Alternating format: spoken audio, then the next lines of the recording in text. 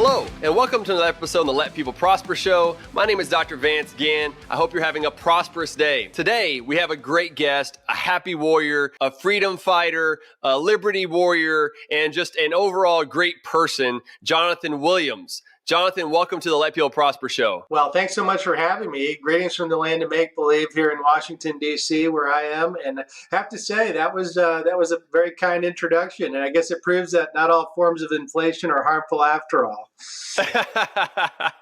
Well, that's true. And it's always a pleasure to talk with you, Jonathan, as we've known each other for a number of years now. And you've been very successful in many ways. And I also know that you're a great family man and everything. And so I know that it's always a pleasure to talk with you. Let me get started, though, for the audience, telling you a little bit about you. I want to really go over your bio here as we then start to dive into all the big issues of the day. We're going to talk about his book, his report, Rich States, Poor States, that looks at a comparison of all the states and where they're heading, unfunded liabilities of states. There's just so much that Jonathan has worked on over the years that we really want to dive into there at the American Legislative Exchange Council. We've got a lot to discuss. We'll also discuss about the current economy. We can't go without talking about current events. So you'll want to stick throughout the entire show. Remember, you can find all of the show notes page at vancegann.substack.com. That's where you can find all the show notes page, and find this at Apple Podcasts or wherever you usually listen to your podcast.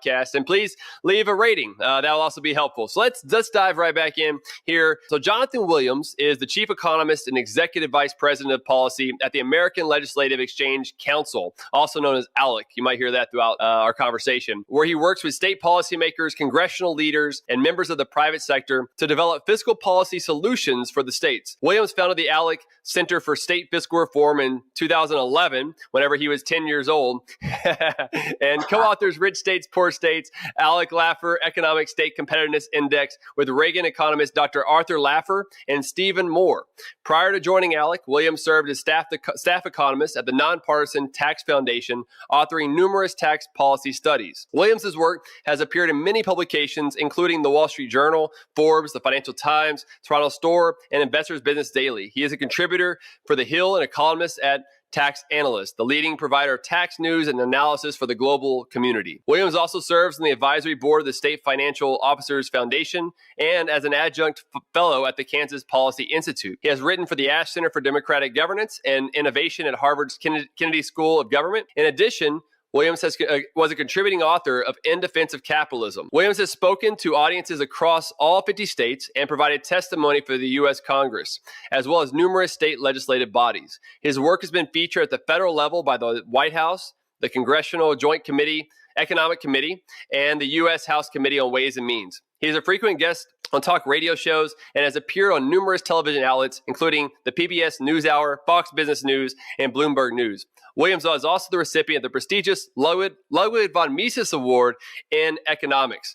Jonathan, again, welcome to the show. Well, thanks so much. I've been looking forward to joining you. Congrats on really taking this show to the next level and just doing such a great job communicating on so many of the important issues that Americans face across the country. Well, thank you, Jonathan. And I really appreciate that a lot coming from you, as you've been someone who I've aspired to be over time, as you've really been working on these issues for longer than I have and done such great work. So thank you for all that you've done and are continuing to do. So with our happy warrior mindsets that we have, what drives you, Jonathan? What really gets you going? I know you have your feet in the fire in a lot of different things, but when you wake up, what gets you going on a day-to-day basis? Well, that's a great question. It's being in the trenches, fighting some of these really big policy fights, I have over the years together. You have to take a step back, sometimes, and that's an important question to ask yourself is, what is it that does drive you and what drives people across the board? And for me, I think it's just the goal of empowering people and empowering individuals to make their own decisions in a free country. And how unique and blessed we are to live in a country like we do. That is so rare in the course of human history that we have set up our founders were very wise to set up the checks and balances that they have, as well as the protections of individual rights that are so rare when you look at world governments all across the globe. And it's somebody that's now been in 40 countries and studied a lot of the governmental situations in those countries. And God bless blessed America greatly with the kind of people that were in power when we came into existence. It said, hey, enough is enough from British tyranny and from the tax rebellion and so many of the other things that drove those decisions. But then when they set up the American experiment, they put several things in place that continue to motivate me, just by empowering people versus empowering elected bureaucrats in many cases, unelected bureaucrats in many cases, or those that would seek to take away power from individuals in other countries. But the American Constitution and really the American experiment is so unique, and that is that it puts the dignity behind the individual to live up to their God-given potential, whatever that is, to explore their dreams, to have the opportunity be unlimited, really, to what any man, woman, or child can accomplish if they work hard and live by the rules and actually have that work ethic that gets them across the finish line. Some of these incredible stories of American entrepreneurs that have gone on to become just incredibly successful and to provide jobs and goods and services for all of us, those kind of opportunities wouldn't be available in other countries that don't put the right check and balance on government power and don't have the emphasis on empowering individual rights in the individual. So for me, getting a chance to work in the States, and back to the founders for a minute, is the idea of federalism is quintessentially American. I mean, the Swiss and a few other countries have their federalist type of systems, but the way that the founders intended federalism in the 10th Amendment was the powers that are not given to the federal government directly, nor prohibited to the states, ought to be reserved for the states, but also, more importantly, the people of the states to self-govern whenever possible. And so, that was the goal, is to disempower big government, to have a limited government, but then to empower individuals and civic society, really, and churches and others to pick up the slack and to actually do what it takes to grow a nation like we have. And so the federalism aspect of something that what I do every day is to hopefully disempower big government here at the federal level and empower states and then the people of the states to really make the decisions that matter most to our country, and of course to matter most to us individuals. And so it's a neat thing. I mean, as I hire people to come onto the great ALEC team here in our policy department that I oversee, I can guarantee them one thing, is that you will not be bored, because the fight for liberty, right, and the price of liberty is eternal vigilance, right? And we absolutely cannot let up this idea of preserving and enhancing the American experiment, because it's so unique and it's so powerful to empower individuals over government. Well said, Jonathan, and you hit on many good points there about our history, our founding, and what drives you. And it's really interesting to hear you say those things, because you're really showing it each and every day. And out of all the things that you do, it's really different home. And I wonder, when did you join ALEC? Well, going way back to 2007. So I just celebrated my 15th year here. And it's a great organization devoted to limited government, free markets, and federalism are our three guiding ALEC principles. And we as an organization are going to turn 50 years old next year, and hope that many of you will join us for our 50th anniversary gala here in Washington. Hopefully you can join us, Vance, and celebrate 50 years of fighting for those things at the state level, because we believe that, in fact, most decisions are not made or should not be made here in Washington. Most good decisions, anyways, they need to be reserved for the states.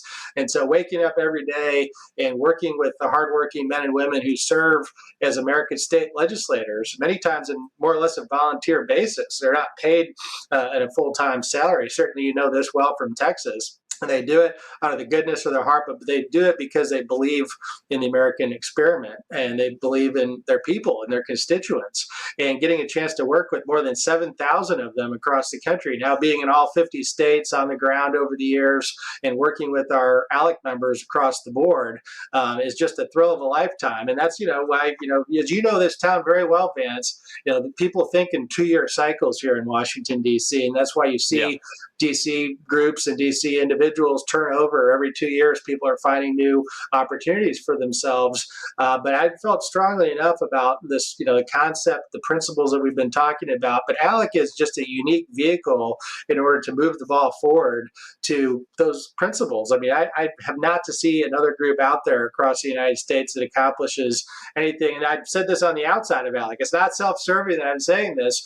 Before I came to ALEC, I also said the same thing. And that's why I've I've stayed here for 15 years, and just seeing the amazing work that our members, including you, that have been so instrumental working with us at ALEC and the state legislators across the board have been able to achieve. Well, yeah, that's fantastic. And I think another great thing about ALEC is all the model legislation that y'all provide. That's access at the fingertips to these legislators, nonprofit staff as well at a lot of these think tanks across the country that can begin to champion some of these key reforms. I remember working with you, Jonathan, a lot on the spending limit model legislation a few years ago, and now it's been key to getting some of that passed. I mean, it was passed last session here in Texas, a key spending limit reform. We've seen some of those others go into other states, and now I've also seen a lot of the work that you've been working on with tax revenue triggers or the property tax. What was it called again? The property tax one?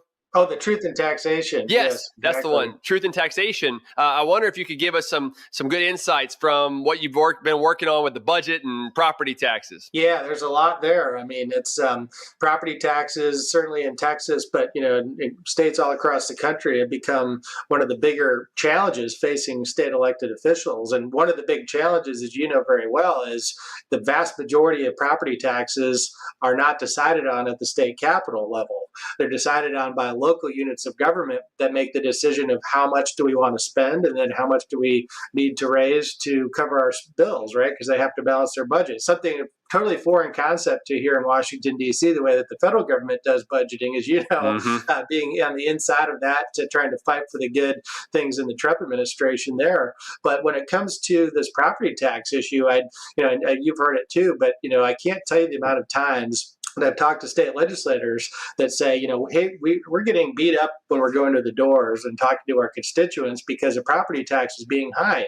But yet 95, 97, 98% of all property tax collections come from local units of government. And so why are state level officials being blamed when it's actually local taxing and spending decisions that are driving property taxes? And so for many years, it was very difficult to try to get a policy solution outside of maybe like a hard cap on the growth of spending. Taxpayers' Bill of Rights in Colorado, what you worked with us on model policy at ALEC, at the state level, also applying that to stopping the overspending at the local level. That's a very good thing. It's also a heavy lift sometimes, depending on the political jurisdiction and what the makeup is at the city or county level. And so studying Utah, which, as you know, has been number one in Rich States, Poor States for economic outlook for all 15 editions of that book as we put it together. And there's a lot to unpack there. And as I began to write more about, why is it Utah's had this staying power at number one, I started looking more into the background on a few of the key policy elements that kept it there. And one is this law that they've had on the books since 1985 called Truth in Taxation. And it turns out Tennessee also has a derivative of that on the books. And then more recently, we've seen success. It's become ALEC model legislation. And now recently, Kansas and Nebraska have instituted it. And of course, in Texas, you've made some huge strides on property tax reform. Iowa and several other states have made some impressive moves. But essentially, what it gets to the heart of is there's a lack of transparency in many cases of why is it that your bill keeps going up every year when it comes to your property tax bill.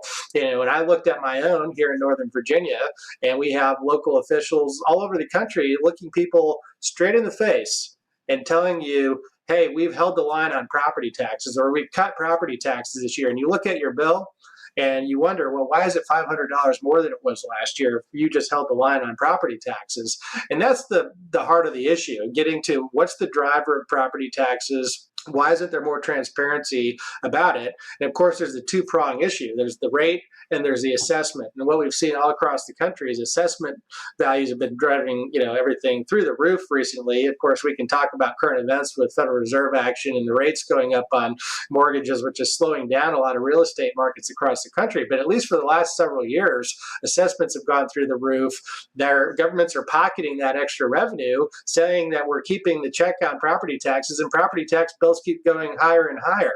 And so truth in taxation actually requires local units of government to say, yes, we are going to collect more than we did the year before. It doesn't stop them from doing that like a hard cap, but it says you've got to notify your taxpayers. You got to send them a postcard in the mail saying we're going to raise your property taxes, have a public hearing, hear the important input from taxpayers. And then this is the fun part, Vance, is then they have to put their name on the line and say, yes, we're going to vote to raise your property taxes, or we're not going to vote to raise your property taxes. And then everyone can see where the chips fall as to if their local elected official is really trying to keep their property taxes in check or not. And I think it's revolutionary. And once, especially as time to go into effect in places like Kansas and Nebraska, we're already seeing some incredible good early results out of Kansas. Dave Traubert, our mutual friend from the Kansas Policy Institute, has reported that a huge percentage of jurisdictions now are not even looking to raise any more revenue than they had the year before because they don't want to go through this transparency process and they don't want to have a recorded vote, certainly not to raise taxes in an election year. So I think it's a game changer. And that's been one of the toughest issues, I think, at the state level to try to tackle in a holistic way, because if you try to just tackle it at the state level without going to the root level of it at the local level, I think we're just kind of reshuffling deck chairs to some extent. And so getting to that heart of the issue, I think, is the key. Yeah.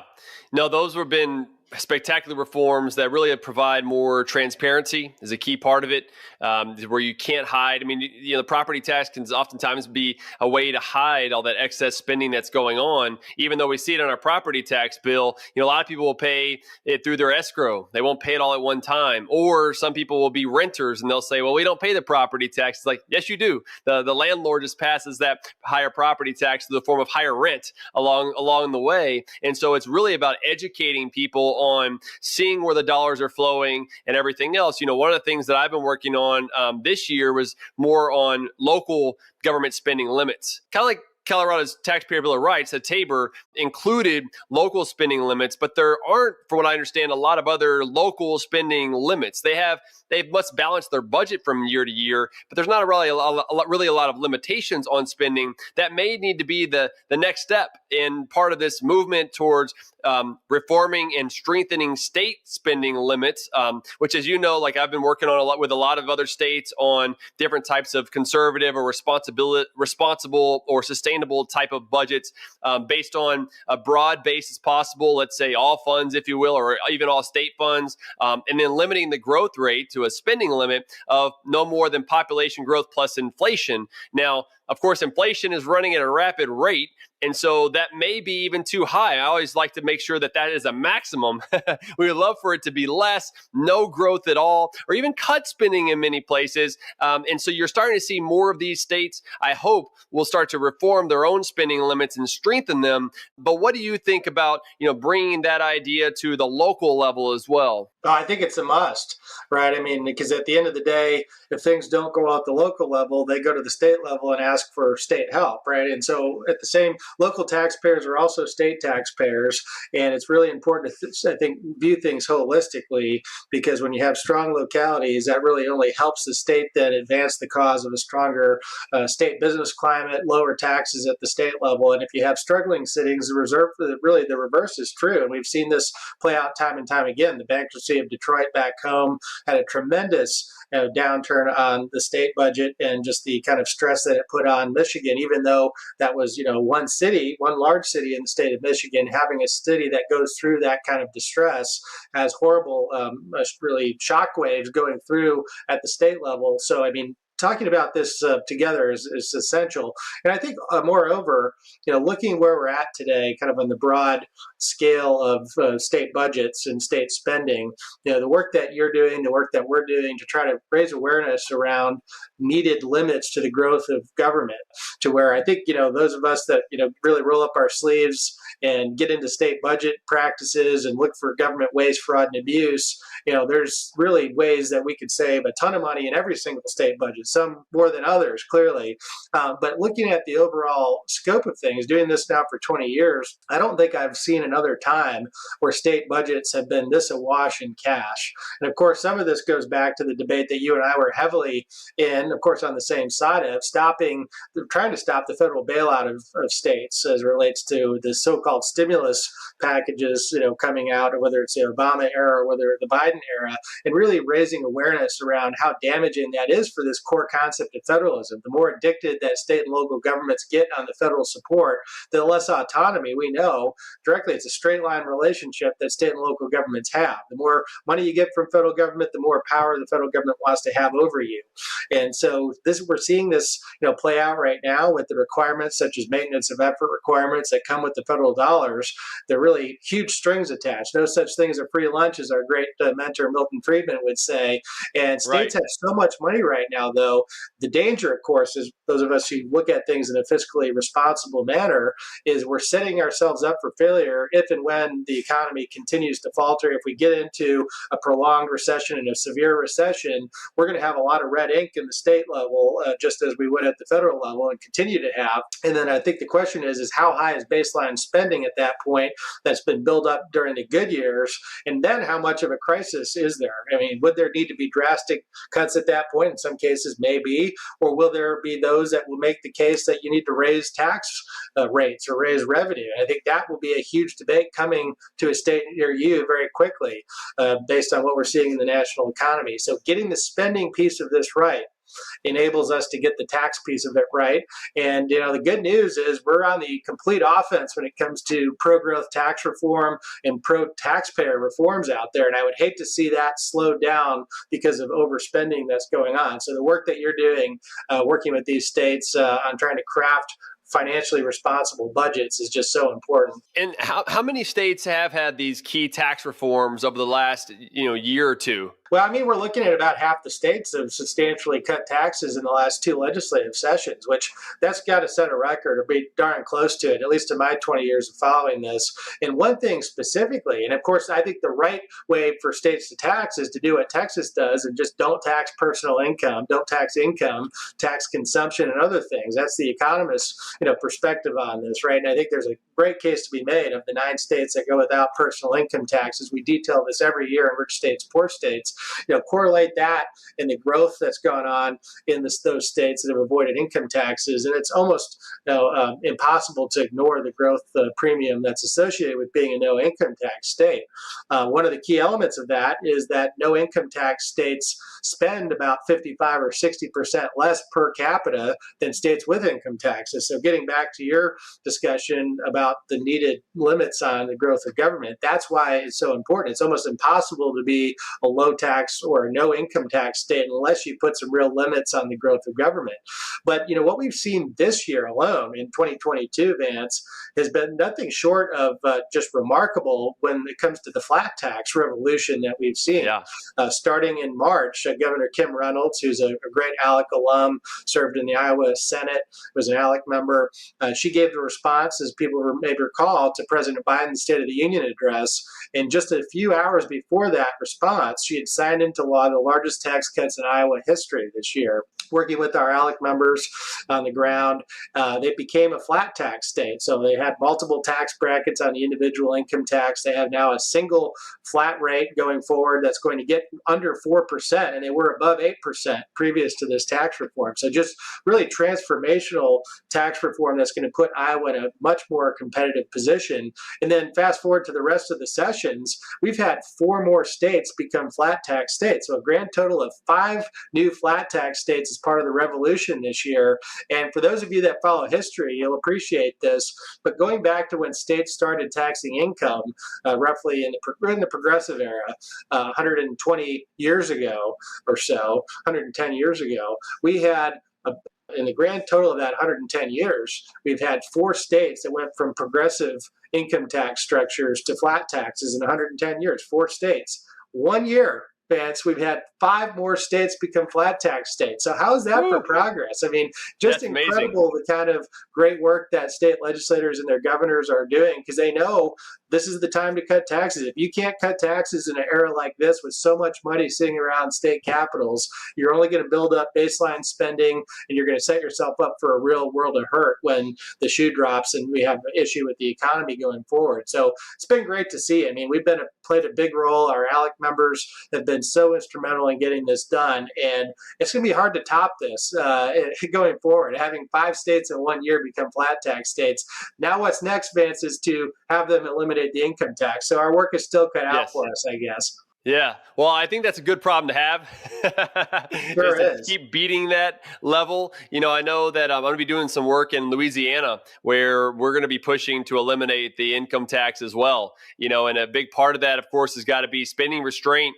As you were mentioning earlier, one of the issues that we've seen in the past that, progressives like to throw at us is, well, look at Kansas. Look what happened in Kansas, that they cut taxes and then a couple of years later they had to raise taxes again. But of course, as we know, that was really a spending problem, not a tax revenue problem. There's never a revenue problem. It's always a spending problem. And I think that's the work that we're doing now, is to really try to hone in on what the true problem is, whereas where these spending limits come into place. Yes, you need transparency, like at the property tax level or any tax level, really. You need as much transparency as possible, and you need as many limitations on those that are making those tax hikes as much as possible. But you've really got to control spending, because spending is the ultimate burden of government. If we didn't spend it, well, then you wouldn't have funding for the agencies to regulate. If you didn't spend it, then they wouldn't need to intervene in certain markets. They couldn't do it. One of the things, and you were talking about history earlier, one of the things that I like to talk about is, where does this all start? Or the chicken or the egg? And it really comes, I think, from government getting started was demands by people that they saw that maybe there was a quote unquote public good that wasn't being serviced by the private sector. So they say, you know what, we want government, a group of people to be able to do this. And then once you do that, though, then you're going to have somebody that's going to implement it and run it. And that will need to be government officials in this case. And so now you're going to have some sort of spending for the labor and capital that's going to be used for that. So spending comes first, and then you should determine how you're going to fund it most efficiently and effectively with the form of taxation. And when you look at it from that line, it really focuses in on how the problem is got to be government spending. Because that's what comes first throughout the entire sort of government system. And when you're diving in even further from an economic perspective on which forms of taxes we should have, it should be those that are, in my view, that are more related to consumption. Because income tax, anything you tax, you're going to get less of, right? So if you're taxing income, you're getting less work and less effort and things that provide for more economic growth and activity. The more that you tax of capital, like property or something else, the less capital and wealth that you're going to have over time. And so you kind of are driven to the idea that consumption taxes tend to be the best overall. And I mean, look, if I had my way, Jonathan, I would make it to where that would be the only tax that we would have. I would get rid of all other forms of taxation and make it the broadest base possible, because sound tax policy, as we've heard from Art Laffer and others over the years, is the broadest base possible with the lowest rate. But now, not everybody can get to just a sales tax, and I know that's kind of an ideal form of situation with a good, strong spending limit. But what would you say are kind of the gold standards, if you will, for the best types of tax policy? And is there anything else that you would add to kind of what I was going through with that line of thought on taxation and government spending? Well, no, that's perfect. I just did a radio segment on this, kind of going through the core principles of good tax policy that we've identified at ALEC over the years. And, it also harkens back to our mutual friend, the recently departed Bob Williams, who was just a mentor and a hero to so many of us who believe in sound budgeting and coming up with common sense ideas to how to craft a responsible budget, just like families and businesses have to do every month. And the whole idea of priority-based budgeting, and starting there, and what is it that government must provide to fill its purpose, right? And how do we know if government's doing a good job? What are the metrics there? And those are the questions that we continue to ask of states as we come out and work with them on how to craft a priority-based budget, something that's worked in Washington State under Bob's leadership and so many others going forward. But you have to start there, to your point, and then obviously keeping government as small as possible while achieving the key core functions of government that are needed, that are real public goods that can't be provided by the private sector or by individuals or charities, and then raising revenue from there, because all taxes matter, right? They all harm economic growth. When you take a productive dollar out of the productive private sector and put it in the government sector, by definition, you have an efficiency loss. Government's never going to be that competitive and productive with that dollar that the entrepreneur would be, right? So, some taxes are less bad than others, and consumption taxes, I think we certainly agree on that is the least bad way to raise revenue, especially within that context of a limited government that focuses on core responsibilities. But when you look at the other broad principles of good tax policy, simplicity, transparency, those are, key elements. It's really hard to get it right if you don't have those things right. Neutrality, that's the idea, as you know well, a government shouldn't be in the business of picking winners and losers through the tax code, although it often is, federal, state, and local government. That's an aspirational goal. We realize that can be tough in practice to achieve, but it's so important that to keep rates down for everybody, we don't give special favorites to one industry over another, or certainly one individual company over another that sometimes we see being talked about in state debates. And then predictability, and then pro-growth is the most important principle, because how do you raise long-term revenue for the states or any level of government for that perspective? Jack Kemp believed this firmly, one of our ALEC heroes, but one of the things that he would always say is you don't raise revenue by increasing tax rates, you raise revenue by increasing the amount of taxpayers in your jurisdiction. And that's one of the key stories that we've learned over the 15 years now of writing Rich States, Poor States, is just how mobile Americans are. And Americans continue to vote with their feet and leave high tax jurisdictions. California just the other day had debate about their income tax rate by default, basically going above 14% at the state level. Compare that to Texas, 0 in 8 other states that have no income tax. And it's no surprise why, even if California has some of the best weather on earth, it has Silicon Valley, it has Hollywood, it has all the other things and amenities going for it as a state, why so many people in the last just year of census data, a couple 100,000 new Americans have decided to leave California for the land of opportunity in the other 49 states. Incredible when you think about that. And also at a historical point that people will appreciate if they're political followers, California, this is the first congressional seat that it's ever lost in its state history. Going back to statehood in 1850, it's always gained congressional seats because of the inflow of population.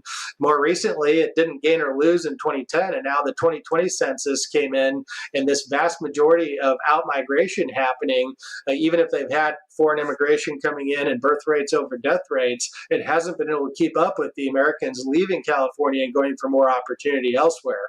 So this whole idea of pro-growth tax policy is so important now, especially as Americans are more mobile than ever. Employers are required, and that's a great thing, I think, to give individuals more flexibility of where they'd like to work and have workers' environments be more conducive to themselves and their family life.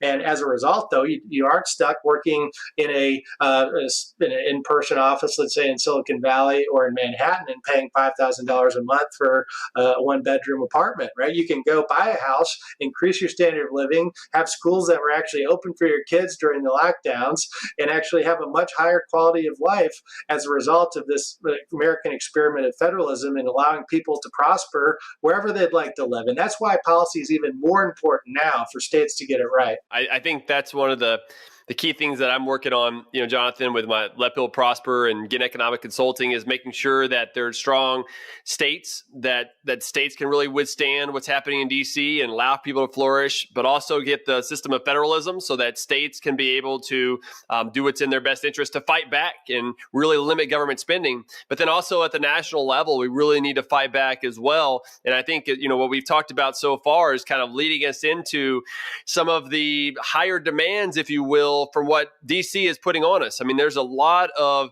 headwinds that's coming on to states based on what's happened just over the last couple of years, from the pandemic and shutdowns, from the nearly $7 trillion of deficit spending that we've had over the last 2+ years. It's a massive amount of money that's been put into the economy. And then if you think about the amount of inflation from the Federal Reserve taking in about $5 trillion more dollars onto their balance sheet, and that money's got to go in somewhere. I think when you said pro-growth earlier, what some will hear is we mean pro-business. And it's not pro-business, right? It's really about reducing the barriers that government's putting in people's way and in businesses' way, which are really just employers. It's all just people, okay, that allows for them to flourish, that allows for them to prosper overall. I think whenever you look back to what happened during the Trump years, and I was there for a year of that, and there was the Trump tax cuts that went in place, a lot of people were like, well, this is just for the rich, which is not what the data show. Whenever you see the distribution of people who received increases in after-tax income increased a lot at the bottom. Yes, others did too, but a lot more at the bottom. And if you look at wage growth over that period, 2018 and 2019, you actually saw that lower income workers had a higher increase in their wages than upper income workers, meaning there was a reduction in income inequality. Now, there was a lot of other stuff going on too, such as the deregulation along with the tax cuts. I would have loved to see more spending restraint at that time, and I was pushing for that a lot. But those sort of policies that are pro-growth policies, that are free market oriented, are really about helping the neediest among us, I think, the most, Jonathan. I mean, some would say that we're heartless and everything else, but that's not the case. If anything, I think by having this top-down approach tends to be heartless by progressives, because what it really does is it allows for people at the top to get the income first. I mean, just think about what's happened over the last couple of years. These great amount of spending, the handouts to semiconductor industry from the CHIPS Act, just one thing after another. And then you pair that, of course, with a lot of the increases in regulations that have happened in the Biden administration that narrow the playing field. It makes regulatory capture, where it creates barriers for people to be able to enter into the system.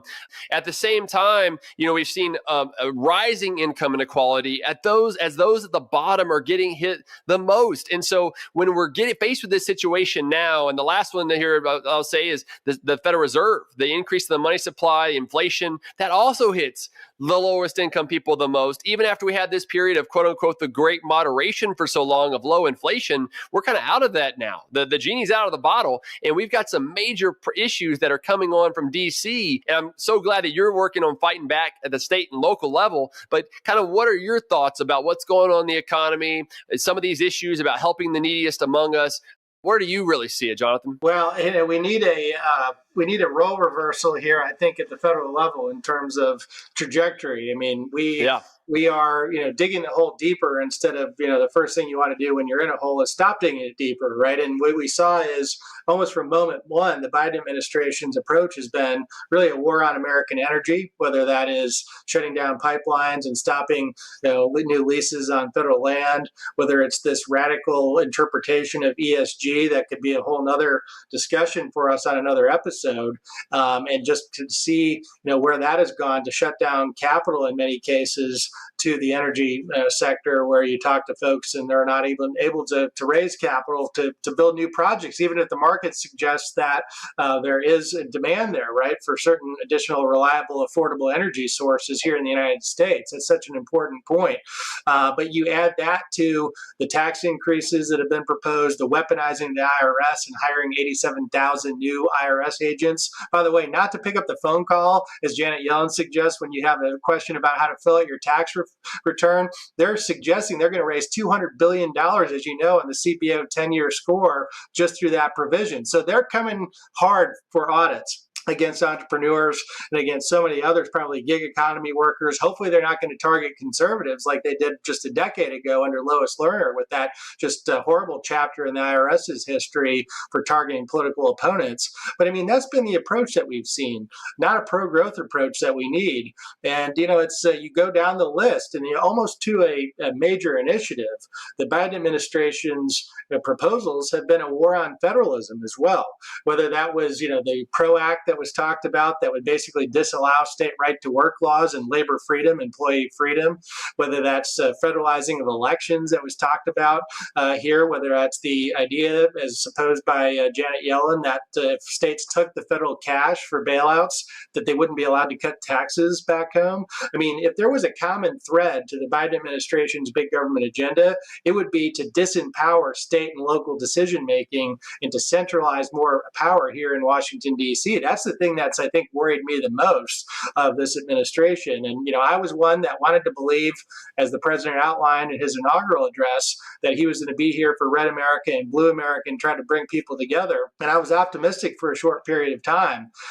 Maybe it's just the optimist in me, Vance. As you know, I'm a glass half full kind of guy, but it's not played out that way whatsoever in Washington. It has been a brutal last couple of years when it comes to the war on markets, the war on taxpayers, the war on energy, and certainly the war on federalism, as we've seen from this administration. But you did bring up one thing also that I think is important to note, and that is the Tax Cuts and Jobs Act that you worked on, signed into law by President Donald Trump. Really a revolutionary tax reform that, he actually made the tax code more progressive here at the federal level, despite the claims of Speaker Nancy Pelosi that it was a billionaire's first tax plan. Actually, you look at it, and the average, everyday, hardworking Americans benefited mightily from the tax reform, but also American business and bringing those profits back into the United States that were held overseas, probably $1 trillion or $2 trillion in profits brought back to the United States to go to work here and create jobs in America versus overseas. But one thing that a lot of folks don't follow Senate rules here, and I don't expect them to, right? I mean, we have some very wonky rules here in Congress, as you've followed, but the phase outs of these tax cuts are coming up sooner than most would suggest or most to know about. And here in the next couple of years, we will see all of those 2017 tax cuts go away on the individual side of that plan if nothing is done in Congress. And of course, what does Congress do best generally is not much, right? And so we have to be very concerned about so many of those benefits of the Trump tax cuts going away. We actually have an ALEC model resolution educating around that issue. And we've seen already Arizona and Michigan pass that through their state legislatures, calling on Congress to really pay attention to say, this is important tax relief. It was important for American competitiveness to bring jobs back to the United States. And let's not be asleep at the switch and have those tax cuts go away under that very strange Senate rulemaking that happens.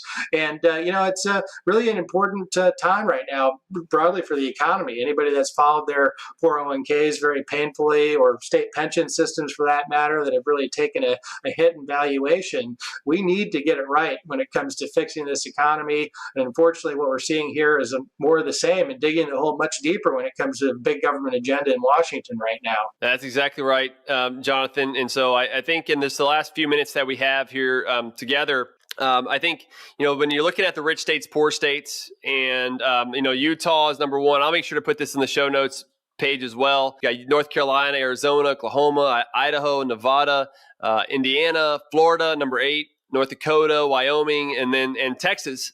Texas down, to number 11. And you have, I was looking for, Louisiana 20th.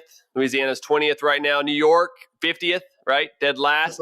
New Jersey, yeah, right. New Jersey second to last, and California third to last. Illinois right there near the bottom as well. So you really got a clear distinction, right, between things that tend to work and those things that tend not to work. And then a lot in economics, it's all about trade-offs because we have scarcity, we have action and interaction of people within these institutions to satisfy our desires, given scarce resources. And so in order for us to let people prosper, I think what's great about the rich states, poor states is it provides a good roadmap, right, of how we can prosper more, what we need to be working more at the state level. I think we've been able to identify a lot of key issues throughout our discussion today, and even highlighting some of the things that are coming from DC. I think one of the big issues will be, how long will the recession be? How deep will the recession be? I mean, the Federal Reserve, in order to continue to bring down inflation, which is the main thing that they have control over, are going to have to reduce their balance sheet quite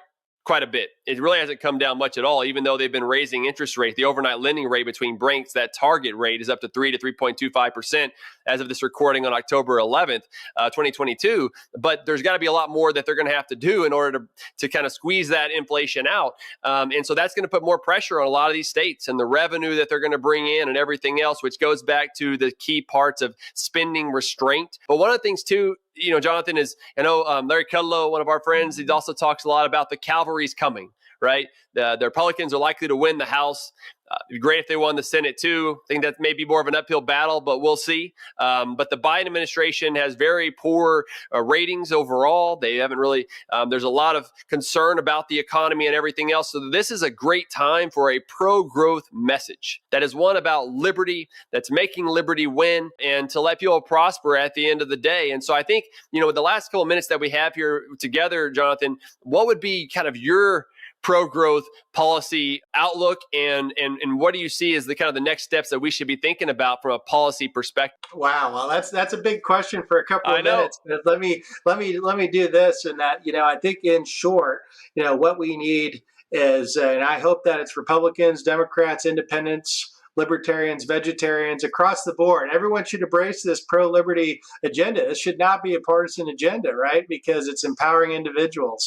But when we look at what needs to be done, when we look at 15 years of rich states, poor states, looking at as you just talked about, the top and the bottom states. We have 50 laboratories of democracy, and the founders, as we started this discussion, were very, wise to choose that where they had, basically wanted interstate commerce to flourish between. They didn't want states to shut down commerce. That's why we have an interstate commerce clause in the Constitution. It's been perverted and sent off in a lot of ways to grow government in an unlimited sense. But what the founders wanted is basically a 50-state free trade zone, of course, 13 colonies at the time, but they wanted to stop barriers and let people prosper by deciding what's best for themselves and to trade with each other and go to where taxes are lowest and they could have the best standard of living at the lowest cost of living. That was the idea. And, the states give us this incredible roadmap. This is why ALEC exists, is to highlight these case studies from the 50 laboratories of democracy and innovation to talk about what works and what doesn't. This is very common sense stuff. I'm a Midwesterner. I'm a common sense kind of guy.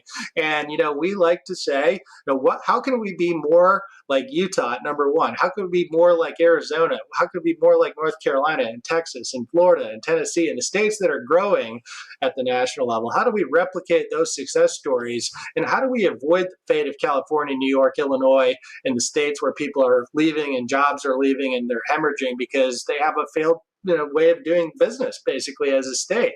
It's very clear that as a national level, we need to pick the best case studies and be more like Texas and Florida and less like California, that makes a lot of sense. And there's a lot to Jonathan, unpack and there, I appreciate those thoughts today. First of all, we've got to stop really look forward to hearing more about them. You continue to be a happy warrior, someone who's continuing to fight for free markets and pro-growth policies. So I appreciate all that you do and continue to do. Thank you to the audience for listening today, as we will continue to find ways to break through the problems that are provided in the barriers of government, because we're looking for pro-growth, free market reforms that are based on capitalism that allows for prosperity overall. So thank you for joining us again. Hope you have a prosperous day. Let people prosper.